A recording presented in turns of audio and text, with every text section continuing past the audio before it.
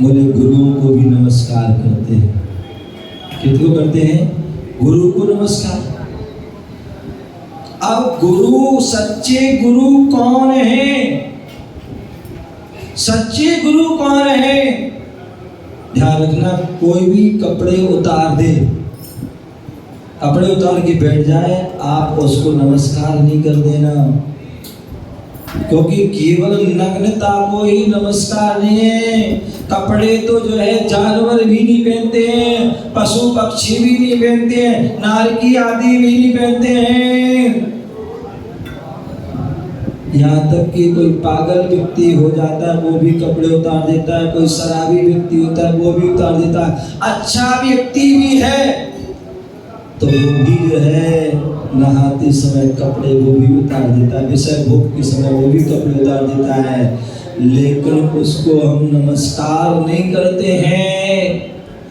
जैन धर्म में उसको नमस्कार नहीं कहा है। नमस्कार किसको कहा है? जो नग्नता के साथ साथ उनके अंदर जो है वैराग्य से संपन्न है कि नहीं, जो 28 मूल गुणों के उनको संस्कार है कि नहीं, पंच महाव्रतों का पालन करते हैं कि नहीं करे, पैदल विहार करते हैं कि नहीं, पीछी कमंड का धारण करते नहीं करते हैं, कि श्लोच करते हैं कि नहीं करते हैं, और दिन में एक बार खड़े होकर आहार करते हैं कि नहीं। एक गुणों से संपन्न है वो बेई गुरु हमारे लिए कैसे हैं? बंधनी है। इसलिए छोटी सी उन्होंने परिभाषा दी है, विषया सा बसाती तो निरारंभो परिग्रह, और ज्ञान ध्यान तपो रखता तपस्वी सा प्रशस्ते। बोले कौन से साधु प्रशंसनीय है? तो बोले जो विषयों की आशा नहीं है, जिनकी क्या विषयों की आशा से अतीत हो गए हैं।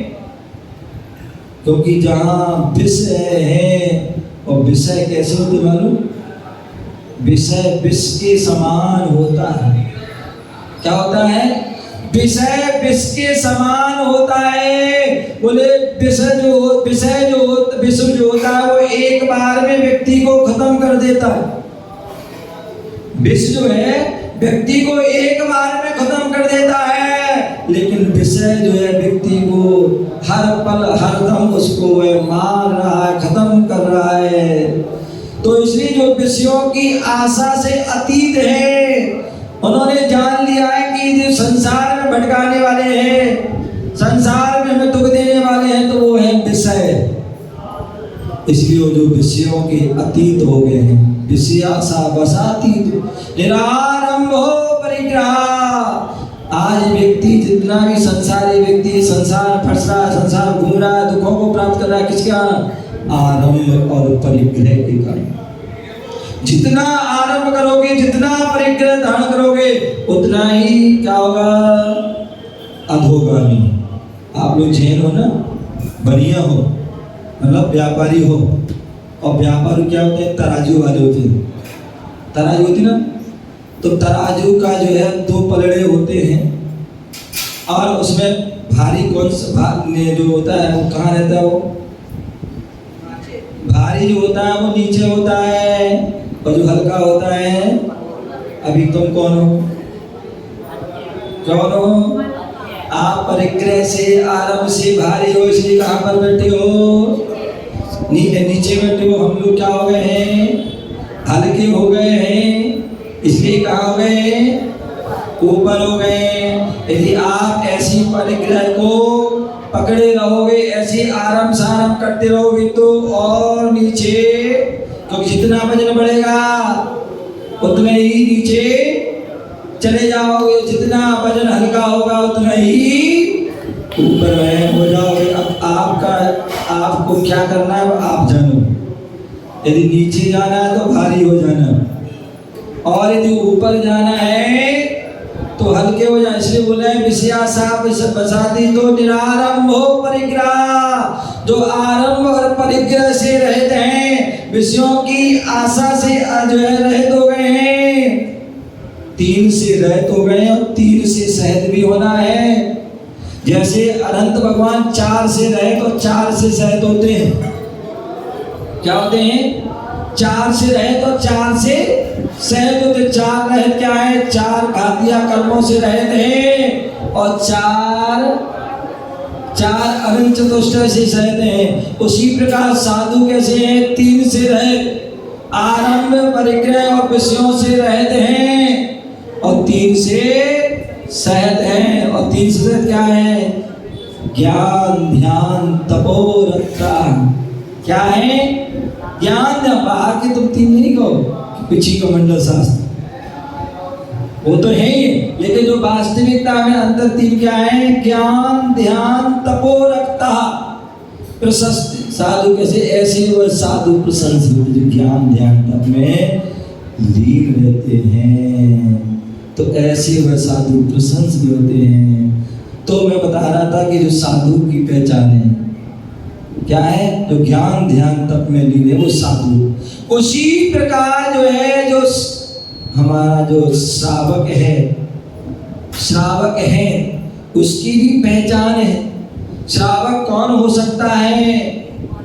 श्रावक कौन हो सकता है? बोले श्रावक तीन शब्द से बना हुआ है, तीन अक्षर से। श्रावका, जो श्रद्धावान हो, विवेकवान हो और जो क्रियावान हो, वो ही सच्चा श्रावक है। ठीक है ना? और जो क्या है? जो श्रावक है वो विवेकवान, श्रद्धावान, विवेकवान, क्रियावान, वो श्रावक। यदि तीन से रहित है तो वह श्रावक नहीं। उसी प्रकार जो जैन कौन है? सच्चा जैनी कौन? बोले जो देव दर्शन करता हो, पानी छान के पीता हो और रात्रि भोजन का जिसका त्याग हो, ये जो तीन नियम का जो मजबूती से पालन करता है वो ही सच्चा जैनी है। तो हमें सच्चे जैनी बनना है तो उसके लिए इन तीन को नियमों का हमें क्या करना है? पालन करना है। सच्चे जैनी बनोगे तभी हमारा प्रथम मोक्ष मार्ग वहाँ प्रारंभ होगा। फिर श्रावक, फिर गृहस्थ बनिए। और गृहस्थ कौन होता है? जो षड आवश्यक कर्तव्यों का पालन करता है, देव पूजा, गुरु पास्ति, स्वाध्याय, संयम, तप, दान, इनका पालन करता है, वो क्या है? सच्चा गृहस्थ है। और सच्चा श्रावक कौन है? सच्चा श्रावक कौन है? बोले जो श्रद्धावान, विवेकवान, क्रियावान, वो सच्चा श्रावक है।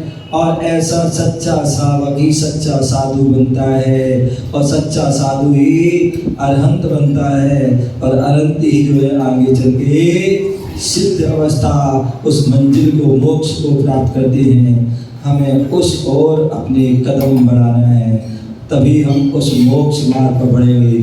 तभी हम मोक्ष को प्राप्त करके अपनी आत्मा को जो है सामान्य आत्मा से परम आत्मा, उत्कृष्ट आत्मा, श्रेष्ठ आत्मा, परमात्मा हम बन जाएंगे और हमारा जीवन श्रेष्ठ हो जाएगा।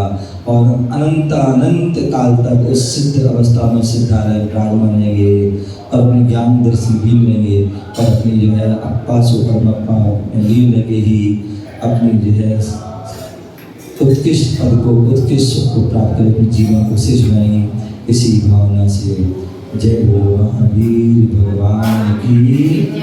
और श्रावक क्या होते हैं और श्रावक की क्या विशेषता होती है और मुनिराज की क्या विशेषता होती है, उसके बारे में बैठेंगे, चर्चा करेंगे। आपका समय हो गया। जय बोलो महावीर भगवान की। सभी